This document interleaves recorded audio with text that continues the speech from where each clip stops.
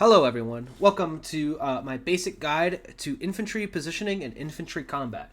In this video, I will be going over at what ranges should you be engaging the enemy, some general rules of thumbs. I will not be naming, or I may be using specific unit names and stuff, but because of COH3 balancing and patches and stuff, the situations that which can happen in here, like me saying one unit counters another or whatever, or the ranges that they're effective as, may change.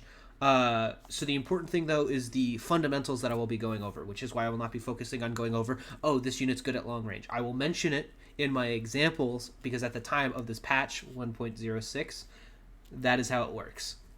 So in this first example, we're going to be I'm going to be demonstrating taking ground and why sometimes taking losing fights is a good idea. So in this example, I have a uncaptured point, and we have some infantry sections in green cover, and I have a pioneer squad here. Now, pioneer squads have SMGs. As a general rule of thumb, SMGs are good at close range. Your like semi-automatic weapons that aren't bolt action are usually good at medium range, so like riflemen, etc. And then you have your long range things, which is usually bolt actions, or so like Enfields, Kar 98s. There are exceptions. Currently, the Panzer Grenadiers for DAC are a medium range unit. So in this example, we're going to move up with our pioneers, and we're going to hit cover. And we're going to try to get medium cover, because this will buy us time and stall the enemy. And while that squad is drawing their fire, we're going to bring in a second squad, which is good at medium range, to then engage the enemy at close distance. So they're drawing fire. They're also capturing the point, which they have stopped. But the whole point of them is you can keep this works with any range. You know, you're keeping them at a distance. Preferably, you would have your long range squad poking away at them. And then the AI has switched targets, so now you're going to move up with your SMGs. So honestly, depending on the situation, if you're not trying to play this aggressively, you could have had this squad here. A thing to note is units within 5 spaces, so probably about a little less than the length of the sandbag, ignore enemy cover. So if you're point blank, you don't have to worry about cover. As you can see, I now handily win this engagement while capturing the point. That's one example, using your squads to draw fire. Another thing is you have your one squad here. You could have had it back here, here. Something to distract the enemy, something so that they're shooting at that while another squad advances, or just so you can buy time, cap, whatever. All right, in this next example, I'm going to demonstrate medium range squads and the importance of keeping your distance. So we're going to move in close to this enemy squad here. They have SMGs, and normally if you're fighting like Kar 98s, so like the Grenadiers or whatever, this isn't that bad of an idea if you're really desperate to take ground. As you can see, I moved in close. My squads are now getting shredded. But if I disengage and keep my distance, I now take a lot less damage. And while I do inflict less damage on the enemy, overall, I am now winning this trade. So there are downsides with this. Because again, now it's going to take a while for me to get it because they're in green cover. And as you can see, this works both ways, right? The SMG squad is preventing the enemy from pushing. So if they had sacked this with, you know, their Panzer Pioneers or whatever to do long-range DPS, you can't close in the distance to force off those Panzer Pioneers because you have the close-range squad to shred anything that gets close. Or you could have the Panzer Pioneers provide fire support while your Assault Grenadiers push in if you're trying to be aggressive.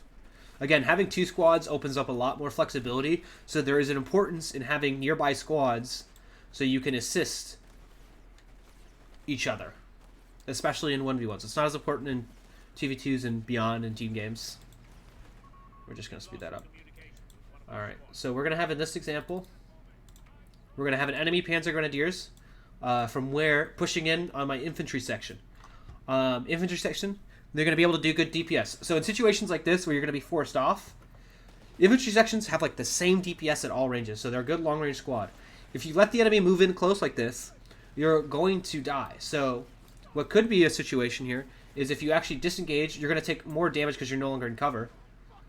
But if you fall back, you can now inflict more damage, especially if you have another squad coming in. The other option is if you're dropping a couple of models or whatever, or they're still at full health, you're just going to be forced to retreat here.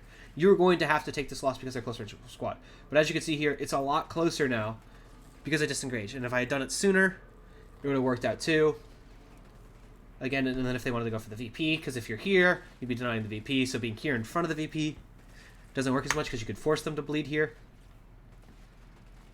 This isn't as decisive as I wanted, but like you get the idea here. Is it's stalling, and if they decide to push forward more, you could then have to be forced to retreat the squad here. Because SMGs are good at medium range. I guess it's a medium range squad. See, you learn something new every day. Okay, in this final engagement, we have the long-range Panzer Pioneers up against Riflemen. Again, there's no cover here, so you're just going to want to close the distance, as we saw earlier with the long-range squads. It's just not good. So as I said, we push in here. Because long-range squads have slow DPS, you're able to just push in like this and punish them. Long-range squads definitely benefit more from having more of them than your CQC squads. As you can see here, Riflemen are just absolutely eviscerating the Panzer Pioneers. But if there was like 2 squads of Panzer Pioneers here, they would have been able to drop models, so the Riflemen wouldn't be able to do as much DPS.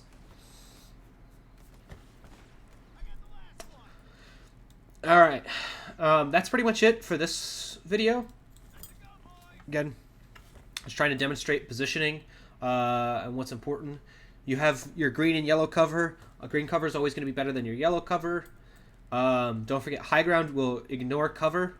So standing out in the open to get high ground over an enemy in green cover is actually better than you being in green cover as well. If you want to speed up the engagement. If you want to keep the engagement going slow, stick to green. Because if you're high ground, you actually gain a little bit of accuracy over the enemy and you ignore their cover.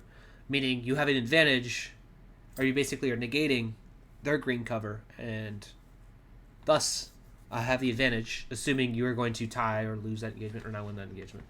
You can see medium-ish long range engagement here. The sections are doing okay.